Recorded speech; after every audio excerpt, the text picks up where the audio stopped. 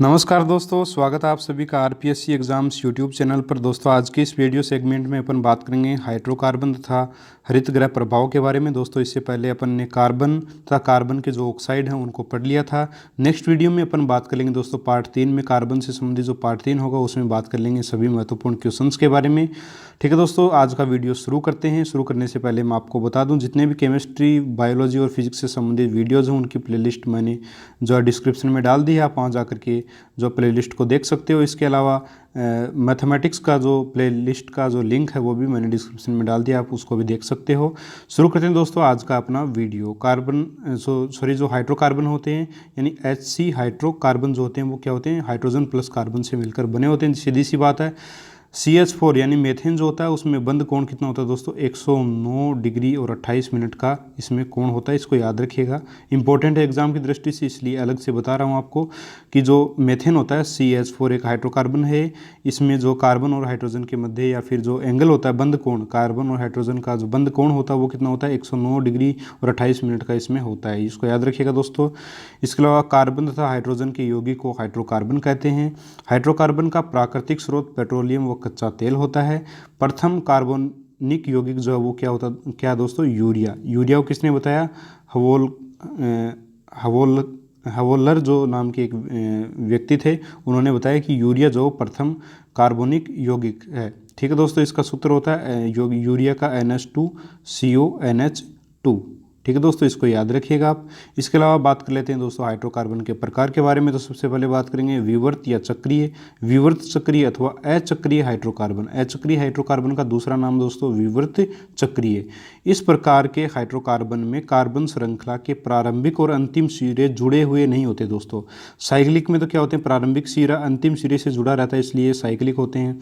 जबकि अचक्रीय में क्या होता है, प्रारंभिक और अंतिम सिरा जो जुड़ा नहीं रहता, इसलिए इसको जो है आप अचक्रीय हाइड्रोकार्बन बोलते हैं। ठीक है दोस्तों, इन्हें एल्केन, एल्कीन तथा एल्काइन में तोड़ा जा सकता है।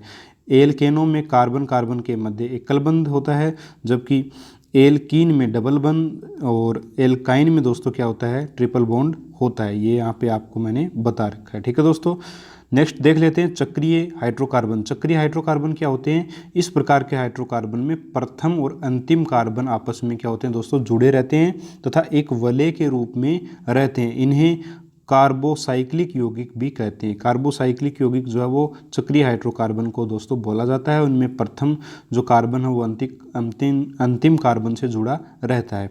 चक्रीय हाइड्रोकार्बन को फिर से अपन दो भागों में बांट सकते हैं। एक तो होता है एलिसाइक्लिक हाइड्रोकार्बन और दूसरा होता है एरोमेटिक हाइड्रोकार्बन या बेंजीन भी उसको अपन बोलते हैं। एरोमेटिक जो हाइड्रोकार्बन है वो कैंसर कारक दोस्तों होते हैं। काले धुएं के साथ, ज्वाला के साथ ये जलते हैं, तो काले धुएं की ज्वाला के साथ जलने के कारण दोस्तों ये कैंसर के कारक होते हैं। इसमें बेंजीन वगैरह आती हैं। ये अपन इसको पढ़ने से पहले सबसे पहले अपन क्या पढ़ेंगे, एलिसाइक्लिक हाइड्रोकार्बन, जिसमें दो प्रकार के होते हैं। ये बिना धुएं के जलते हैं दोस्तों। इसमें दो प्रकार के एलिसाइक्लिक हाइड्रोकार्बन, एक तो संतृप्त यानी सेचुरेटेड हाइड्रोकार्बन और एक अनसेचुरेटेड यानी असंतृप्त हाइड्रोकार्बन दोस्तों होते हैं। सबसे पहले बात कर लेते हैं संतृप्त हाइड्रोकार्बन की। तो संतृप्त हाइड्रोकार्बन कौन से दोस्तों, संतृप्त हाइड्रोकार्बन की अगर बात की जाए या फिर एलिसाइक्लिक हाइड्रोकार्बन की बात की जाए तो ऐसे यौगिक जिनके गुण अचक्रीय हाइड्रोकार्बन के समान होते हैं। एलिसाइक्लिक हाइड्रोकार्बन दोस्तों एक चक्रीय हाइड्रोकार्बन है, लेकिन इसके जो गुण होते हैं एलिसाइक्लिक हाइड्रोकार्बन के, वो गुण होते हैं बिल्कुल अचक्रीय हाइड्रोकार्बन के समान होते हैं। ऐसे जो चक्रीय हाइड्रोकार्बन हैं उनको एलिसाइक्लिक हाइड्रोकार्बन कहते हैं, जिनके गुण अचक्रीय हाइड्रोकार्बन के समान होते हैं। ठीक है दोस्तों, इसमें दो प्रकार है, संतृप्त हाइड्रोकार्बन यानी कि इसमें संतृप्त हाइड्रोकार्बन में कार्बन कार्बन के मध्य सिंगल बंध पाया जाता है और असंतृप्त में डबल बंध और ट्रिपल बॉन्ड जो पाया जाता है। संतृप्त हाइड्रोकार्बन में सभी एल्केन जो होते हैं दोस्तों वो शामिल होते हैं, क्योंकि एल्केन में क्या पाया जाता है, कार्बन कार्बन के मध्य सिंगल बॉन्ड पाया जाता है। अर्थात वह हाइड्रोकार्बन जिनमें कार्बन के मध्य एकल बंध पाया जाता है संतृप्त हाइड्रोकार्बन कहलाता है। इसका एल्केन श्रेणी का जो सामान्य सूत्र होता है दोस्तों वो होता है CnH2n+2। CnH2n+2 जो है इसका सामान्य श्रेणी का सूत्र होता है। एन क्या होता है दोस्तों, यहाँ किसी अणु में कार्बन की जो संख्या है, कार्बन परमाणु की संख्या, उसको यह दर्शाता है। एन क्या दर्शाता है दोस्तों, किसी अणु में कार्बन के परमाणुओं की संख्या कितनी है दर्शाता है। ठीक है दोस्तों, एलिसाइक्लिक हाइड्रोकार्बन के आप एग्जाम्पल लिख सकते हो, साइक्लोहेक्सेन, साइक्लोप्रोपेन, साइक्लोब्यूटेन, ये सारे क्या होते हैं दोस्तों, जो है एलिसाइक्लिक हाइड्रोकार्बन के एग्जाम्पल हैं।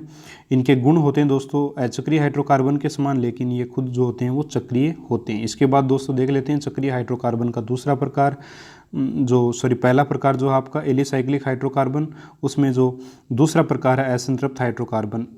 इसमें दोस्तों असंतृप्त हाइड्रोकार्बन में दोस्तों क्या होता है, वो कार्बन और हाइड्रोजन दोनों के बीच क्या पाया जाता है, या तो डबल बॉन्ड पाया जाएगा या ट्रिपल बॉन्ड पाया जाता है। ठीक है दोस्तों, तो ये जो यौगिक होते हैं इनको असंतृप्त हाइड्रोकार्बन कहते हैं। इन एल्किन यानी डबल बॉन्ड पाया जाए कार्बन कार्बन के मध्य, तो इसका जो एल्किन श्रेणी का जो सामान्य सूत्र है वो होता है CnH2n, और पहला जो सदस्य होता है इसका वो होता है एथीन जो वो इसका पहला सदस्य होता है C2H4।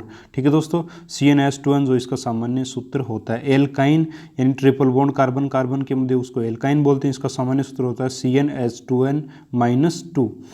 तो एल्केन का दोस्तों होता है CnH2n+2, एल्किन का होता है CnH2n, और एल्काइन का होता है CnH2n-2। पहला सदस्य होता है दोस्तों C2H2, इसको एथाइन जो है वो बोला जाता है। ठीक है दोस्तों, इसके एग्जाम्पल हैं साइक्लोब्यूटीन, साइक्लोपेंटेन। ठीक है दोस्तों, साइक्लोपेंटेन 1,3-डाइईन, ये जो है यानी कि इनमें कार्बन कार्बन के मध्य डबल बॉन्ड या ट्रिपल बॉन्ड पाया जाता है, तो ऐसे हाइड्रोकार्बन दोस्तों असंतृप्त हाइड्रोकार्बन कहलाते हैं, जबकि सिंगल बॉन्ड अगर पाया जाएगा तो संतृप्त हाइड्रोकार्बन उनको बोलते हैं। इसके बाद दोस्तों बात कर लेते हैं चक्रीय हाइड्रोकार्बन में। एलिसाइक्लिक हाइड्रोकार्बन में अपन ने संतृप्त असंतृप्त की बात कर ली, यहाँ पे अपन एरोमेटिक हाइड्रोकार्बन के बारे में बात करेंगे। ये सामान्यतः बेंजीन व उसकी व्युत्पन्न होते हैं, बेंजीन से बने हुए पदार्थ को उनके बेंजीन के उत्पन्न बोलते हैं। जैसे सरलतम एरोमेटिक हाइड्रोकार्बन जो है दोस्तों वो बेंजीन ही होता है। तो सरलतम एरोमेटिक हाइड्रोकार्बन दोस्तों अगर पूछ लिया जाए तो वो क्या होता है, बेंजीन होता है।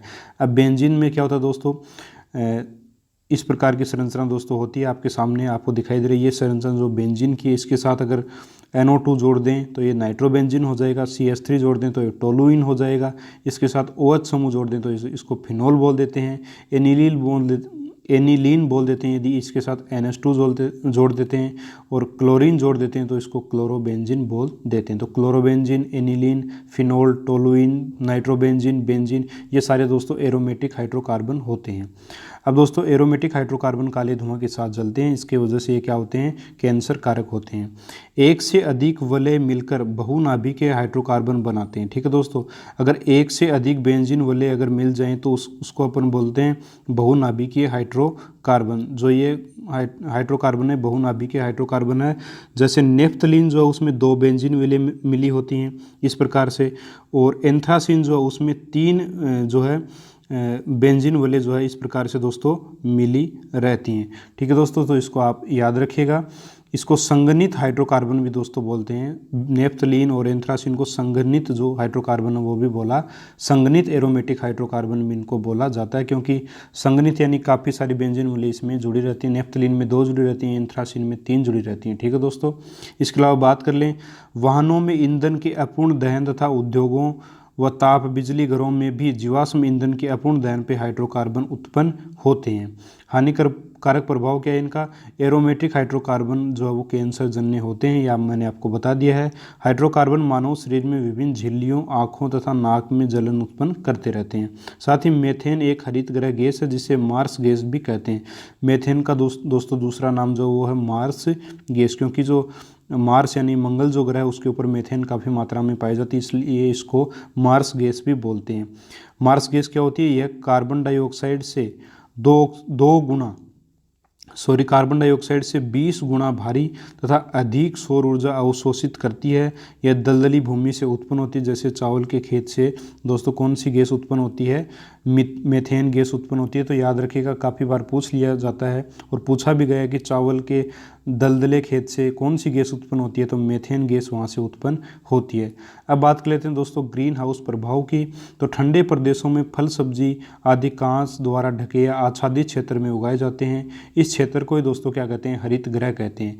हरित गृह में क्या होता है दोस्तों, इस कांच के बक्से में एक बार जो सूर्य की किरणें आ तो जाती हैं लेकिन बाहर नहीं जा पाती हैं, जिसकी वजह से इसका तापमान बाहर वाले तापमान से जो वो काफ़ी अधिक हो जाता है, जिसकी वजह से क्या होता है, पौधों को उपयुक्त वातावरण मिल जाता है पनपने के लिए। ठीक है दोस्तों, तो इसको ग्रीन हाउस प्रभाव बोलते हैं। और ग्रीन हाउस गैस कौन सी हैं, कार्बन डाइऑक्साइड है, मीथेन है, CFC यानी क्लोरोफ्लोरोकार्बन है, ओजोन है, जलवाष्प है, इसके अलावा NO2 है यानी कि नाइट्रस ऑक्साइड, NO2 यानी नाइट्रस ऑक्साइड जो है वो भी एक हरित गृह गैस है। तो इसको दोस्तों आप याद रखिएगा कि ग्रीन हाउस गैसेज कौन से हैं, ये काफ़ी नुकसान भी दोस्तों वायुमंडल को पहुंचाती हैं। ठीक है दोस्तों, याद ज़रूर रखिएगा इनको, काफ़ी इंपॉर्टेंट है। नेक्स्ट वीडियो में दोस्तों अपन बात कर लेंगे कार्बन के ऑक्साइड तथा हाइड्रोकार्बन से संबंधित महत्वपूर्ण क्वेश्चंस के बारे में। इस वीडियो में दोस्तों इतना ही, उम्मीद करता हूँ ये वीडियो आपको ज़रूर पसंद आया होगा। मिलते हैं नेक्स्ट वीडियो में एक और नए टॉपिक के साथ, तब तक के लिए जय हिंद, जय भारत।